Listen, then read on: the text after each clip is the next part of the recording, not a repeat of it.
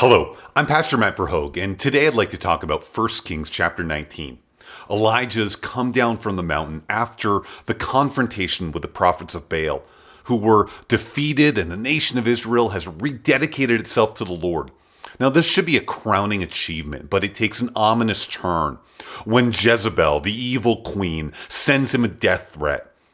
Instead of trusting God, he runs 100 miles south to Beersheba, where he leaves his servant and then goes into the desert, a day's journey.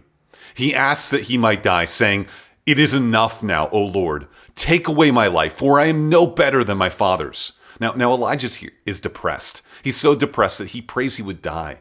But here God shows dramatically that he's a God of grace. For even a depressed prophet running away, God, instead of judging him, sends an angel who says, "Arise and eat."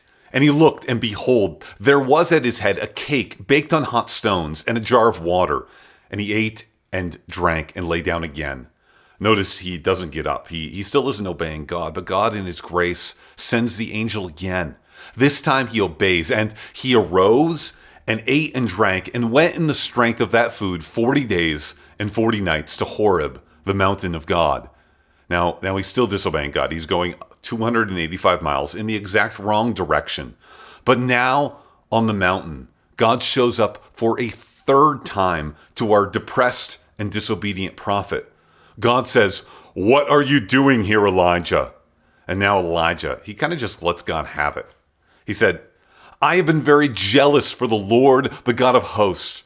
For the people of Israel have forsaken your covenant, thrown down your altars, and killed your prophets with the sword. And I, even I only, am left, and they seek my life to take it away. Elijah, I award you no points. May God have mercy on your soul. Because none of this is true, at least not all true. He is the one running away from God. Israel has just renewed the covenant. Elijah himself with his hands built the altar. The prophets of Baal have been killed. He's not the only one left. Obadiah hid 100 in caves, and God has kept his 7,000. But this is what depression does. It gets us to believe lies. But God answers Elijah. Now he tells him to anoint various people, and Elisha, the son of Shaphat of Abel Meholah, you shall anoint to be prophet in your place. Elijah is depressed because he's believing lies and thinking only about himself and his own ability. And we often, when someone's depressed, we give them a pep talk, believe in yourself. But God does the opposite. He says, Elijah, believe in me and believe in others. Believe that I am working things out, and look to others, to Elijah and a whole school of prophets who will do my work. It's not just you.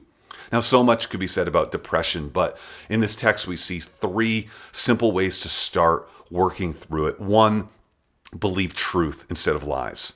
2, look to God instead of yourself. And 3, be connected with others. When you do this one small step toward God, you can trust his grace will meet you along the way, just as it did for Elijah.